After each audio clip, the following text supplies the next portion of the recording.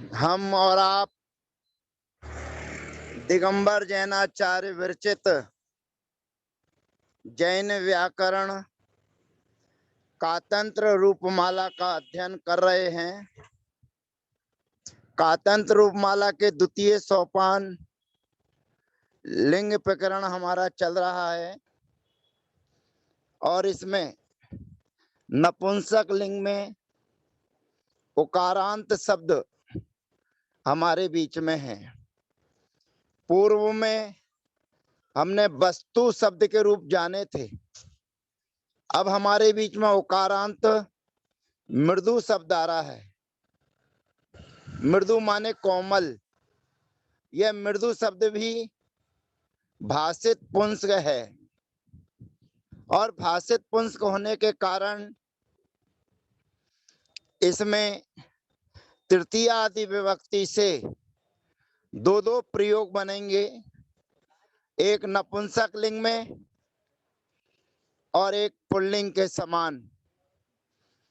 Pulling के समान चलाने पर अग्नि संज्ञा करेंगे और नपुंसक लिंग में चलाने के लिए नामिना स्वरे सूत्र से नु का आगम करेंगे। प्रथमा और द्वितीय विभक्ति में और संबोधन में वारी शब्द के समान वस्तु शब्द के समान प्रक्रिया सिद्ध होती है, ऐसा जानना चाहिए। अब हमारे बीच में मृदु शब्द है और नपुंसक लिंग की विवक्षा में सी और अम ये दोनों विभक्तियां एक साथ आती हैं और सी और अम विभक्ति के आने पर नपुंसकात से मोर लोपो न च तदुक्तम सूत्र के माध्यम से सी और अम विभक्ति का लोप हो जाता है। लोप होने पर कहते न च तदुक्तम। पूर्व सूत्र से अकाराद असंबुद्धौ मुश्चय सूत्र से मुंह का आगम होता था सी और अम के लोप होने पर, परंतु यहाँ पर नाम्यंत है तो यहाँ पर शी और अम का लोप तो हो जाता है परंतु मुंह का आगम नहीं होता है, न च तदुक्तम।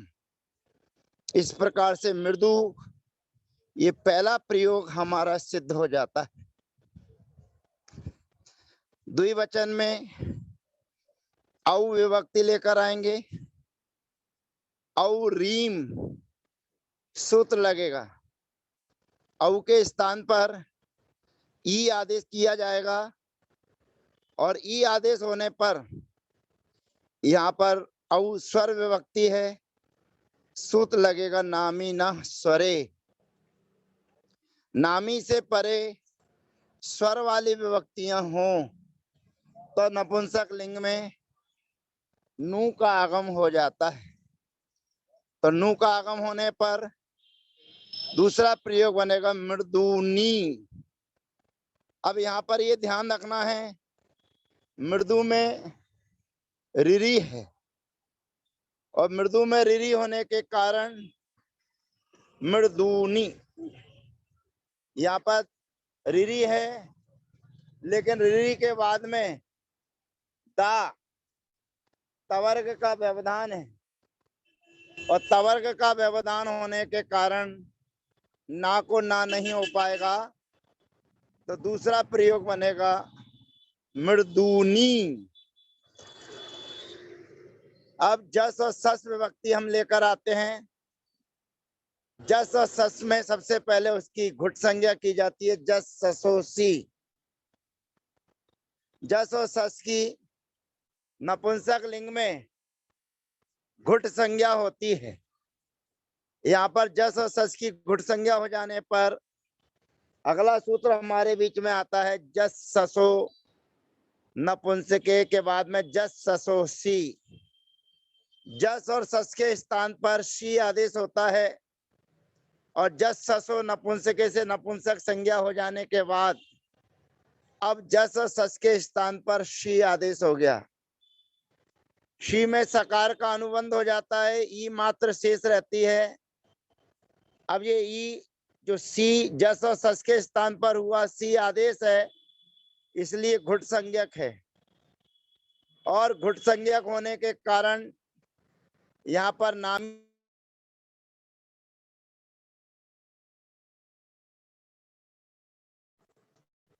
और उसके बाद में धुट स्वरात घुटी नू सूत्र से नुम के आगम की प्राप्ति है। तो यहाँ धुट स्वरात घुटी नू से नू का आगम हो जाएगा और घुटी चा संबुद्धौ सूत्र से दीर्घ आदेश हो जाएगा, तो बनेगा मृदुनी मृदु मृदुनी मृदुनी। प्रथम द्वितीया में दो प्रयोग बन जाएंगे और उसके बाद में नपुंसक लिंग में दो दो प्रयोग बनते हैं। दो दो प्रयोग का मतलब है भाव उसको हे मृदु भी बनेगा, हे मृदु भी बनेगा। शेष प्रयोग भाषित पुंसवत सिद्ध होते हैं। अब भाषित पुंसवत सिद्ध होने पर एक नामी नह स्वरे लगाएंगे तो नू का आगम हो जाएगा, बनेगा मृदुना। और पुंबद भाव में बनाएंगे, भाषित पुंस में बनाएंगे तो बनेगा तो मृदुना, लेकिन सूत लगेगा अस्त्रियाम टाना। अस्त्रियाम टाना सूत्र से टा के स्थान पर ना आदेश हो जाएगा, तो दोनों जगह टा विभक्ति में बनेगा मृदुना। टा में से आ बचता है और नू का आगम हो जाएगा नपुंसक लिंग में, तो बनेगा मृदुना। और पुल्लिंग में बनाएंगे तो पूरे टा के स्थान पर ना आदेश हो जाएगा, प्रयोग बनेगा मृदुना। द्विवचन में मृदुभ्याम, बहुवचन में मृदु भी। चतुर्थी के एक वचन में ये विभक्ति आई है, नपुंसक लिंग में चलाएंगे तो नामिना स्वरे से नू का आगम हो जाएगा और गेम से ए बचेगा योनुबंधो प्रयोगी से, तो प्रयोग बनेगा मृदु ने। और टादो भाषित पुंसकम, टादो भाषित पुंसकम कहेंगे तो टा उसके कारण पुल्लिंग में चलेगा, तो पुल्लिंग में सूत लगेगा गे। इदुद अग्नि से अग्नि संज्ञा करेंगे और सूत लगेगा गे।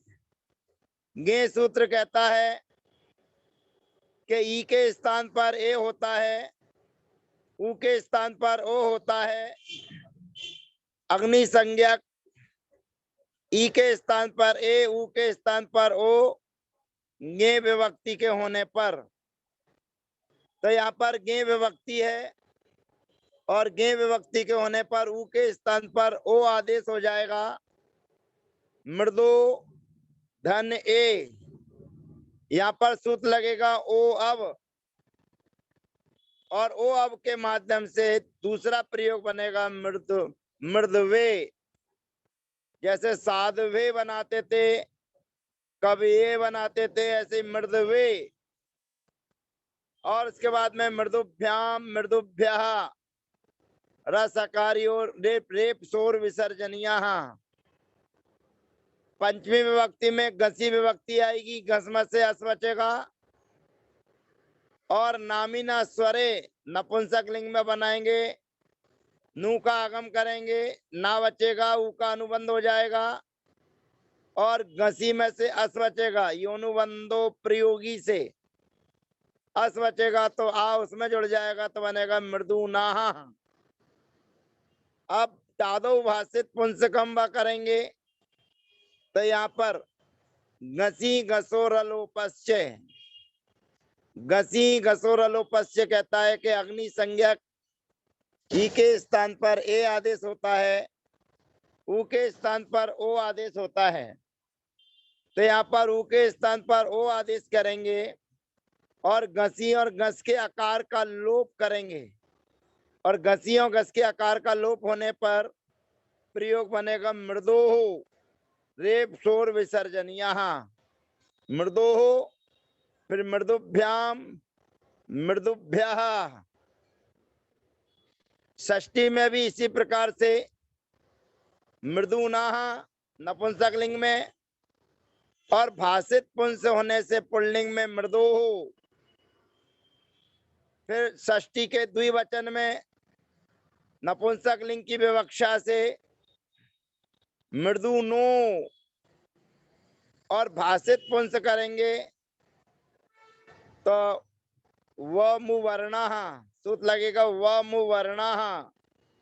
उ के स्थान पर व आदेश हो जाएगा तो बनेगा मृदवोः। व्यंजन मत्स्वरम परवर्णम नयेत और रेप शोर विसर्जनीय तो बनेगा मृदवोः।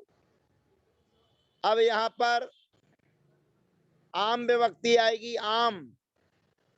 अब आम विभक्ति के आने पर नामीना स्वरे कहता है नु का आगम करिए, और आमी च नु कहता है ह्रस्व के बाद में आम विभक्ति हो तो नु का आगम होता है। दोनों सूत्र नु का आगम कर रहे हैं, परंतु आमी च नु से नु करेंगे तो दीर्घ मामी सनऊ से दीर्घ आदेश हो जाएगा। पुल्लिंग और नपुंसकलिंग दोनों में एक ही रूप बनेगा मृदु नाम। और उसके बाद में गी विभक्ति आएगी, और गी विभक्ति के आने पर नपुंसकलिंग में